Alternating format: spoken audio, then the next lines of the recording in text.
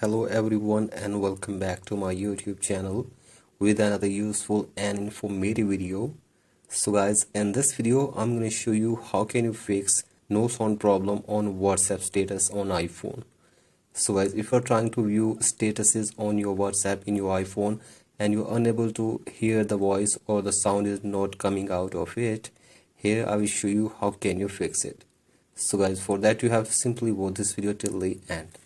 So guys, first of all go back to your home screen and now drag down your control center, and from here you have to simply increase the volume of your device. So guys, increase the volume, and after this check, and if the problem is still there, then you have to simply turn off the silent mode from this button from here.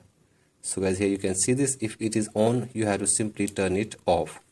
So guys, simply do this and check if the problem is fixed or not, and if the problem is still there, then you have to simply force restart your device for one time.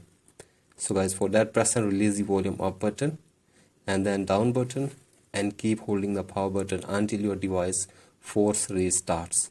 So guys, simply do this and check if the problem is fixed or not, and if the problem is still there, then you have to simply open settings in your device, and from here scroll it below, tap on general, and now tap on software update and make sure that you are using the updated version, and if there is any update available, you have to simply update it.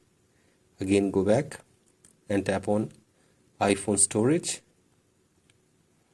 and now scroll it below and tap on WhatsApp, and from here you have to simply delete your WhatsApp for one time, and then go back to your home screen and now open your app store,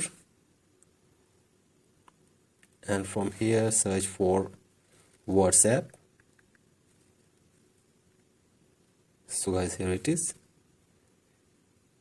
and from here you have to simply install the latest version of WhatsApp Messenger in your device.